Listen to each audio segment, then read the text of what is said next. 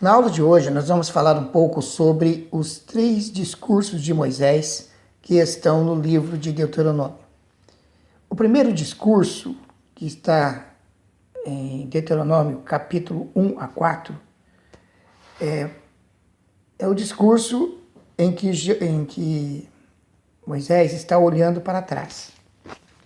O que custaria para o povo apenas 11 dias, demorou 40 anos.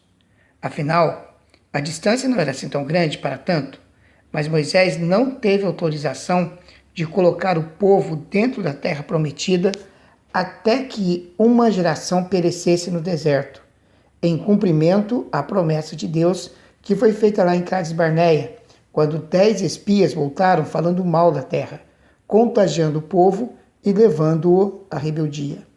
O povo teve que dar muitas voltas pelo caminho. Que lição, hein? Ainda hoje nós retardamos muitas bênçãos e avanços espirituais em nossas vidas por causa da nossa incredulidade, por causa da nossa desobediência ao Senhor.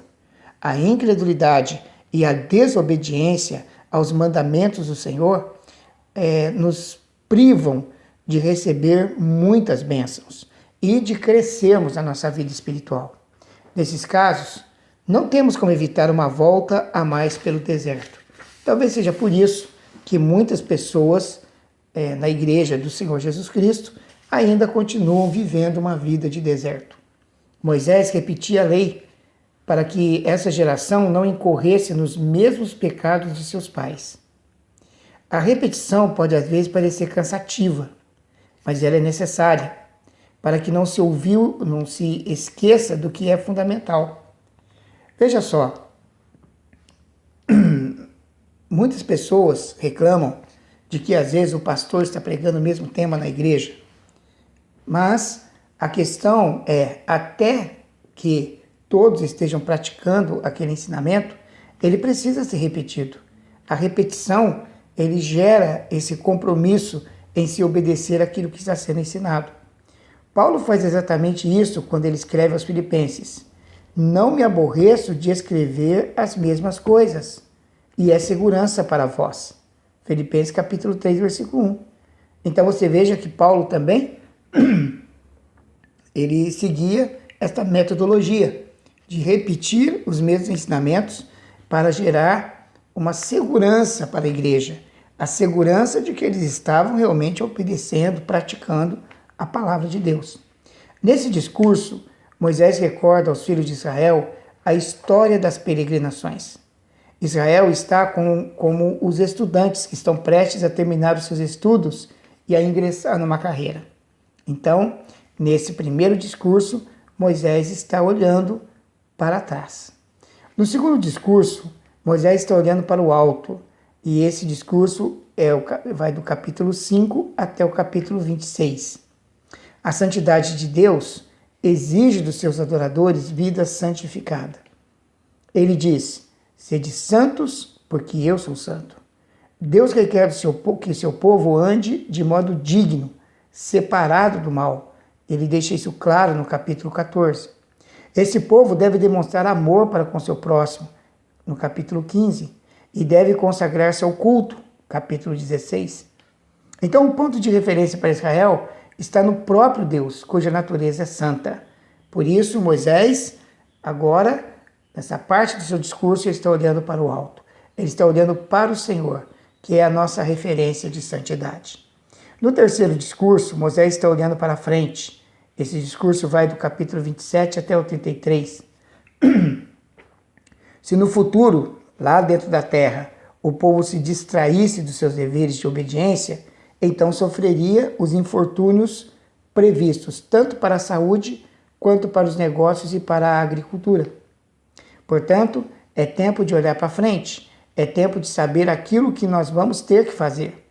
As bênçãos que seriam proferidas no Monte Gerizim estão registradas em 28, de 1 a 14. As maldições que seriam proferidas no Monte Ebal, assim que o povo atravessasse o Jordão, estão na porção restante do mesmo capítulo.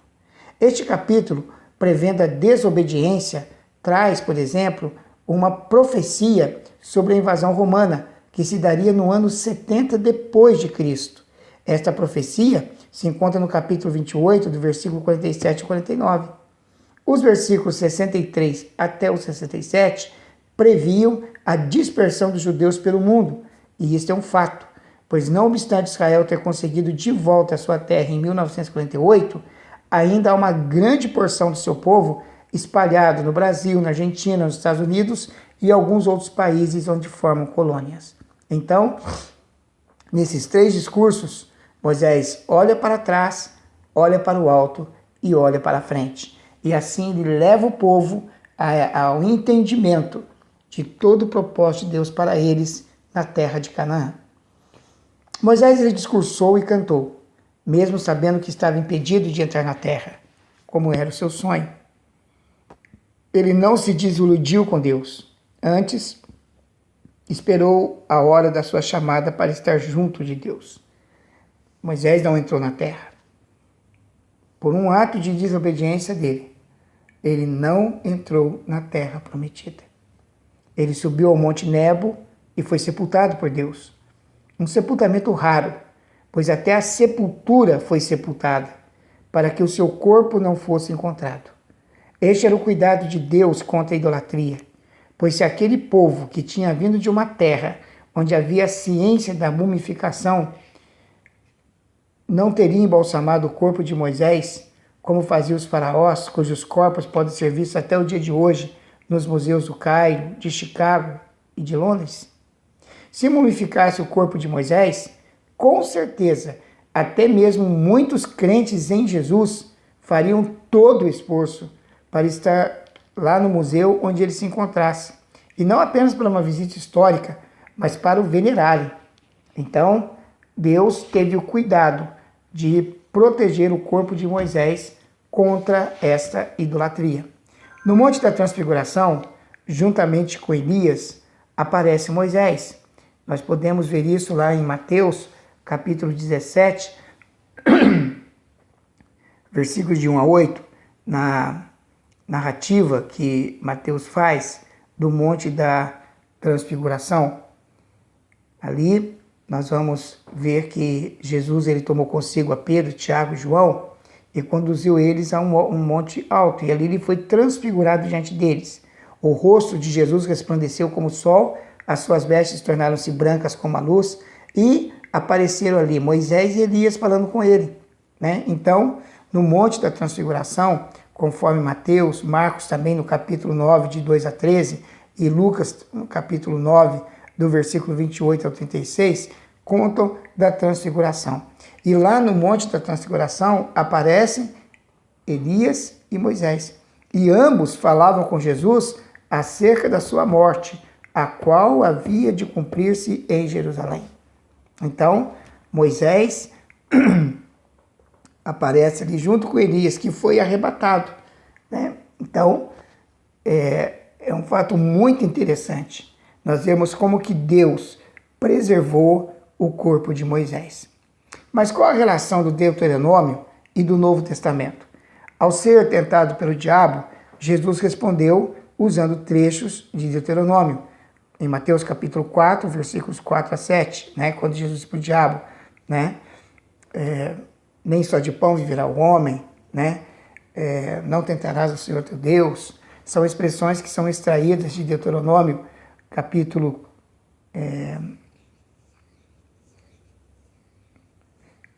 8, versículo 3, capítulo 6, versículos 3 a 16, né?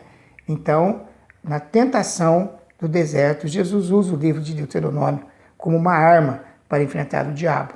Inquirido sobre o maior mandamento da lei, Mateus 22, 37, Jesus respondeu com Deuteronômio 6, 5, né? Amarás, pois, ao Senhor teu Deus de toda a tua, de todo o teu coração, de toda a tua alma e de toda a tua força. Há uma clara profecia deste livro citada em Atos capítulo 3, versículos 22 e 23.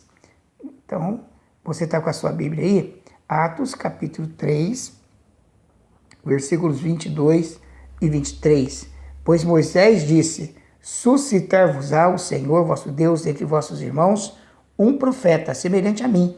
A ele ouvireis em tudo quanto vos disser. E acontecerá que toda alma que não ouvir esse profeta será exterminada, né, dentre o povo. Então essa é uma profecia de Deuteronômio, né?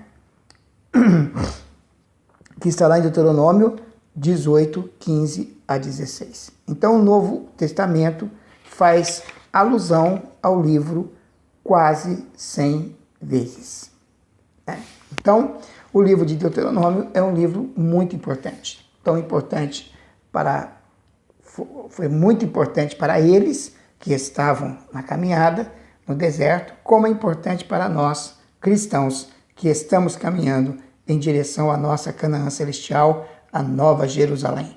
Então, querido, leia o livro de Deuteronômio, acompanhe as citações bíblicas que fizemos aqui e no nosso próximo encontro nós queremos terminar o nosso apanhado do livro de Deuteronômio, fazendo uma passagem rápida pelo esboço do livro e já entrando nos livros históricos, começando com o livro de Josué. Um grande abraço, até a nossa próxima aula. Que Deus o abençoe e te dê um dia abençoado, uma semana abençoada, abençoando sua família e todas as áreas da sua vida. Um grande abraço e até a nossa próxima aula.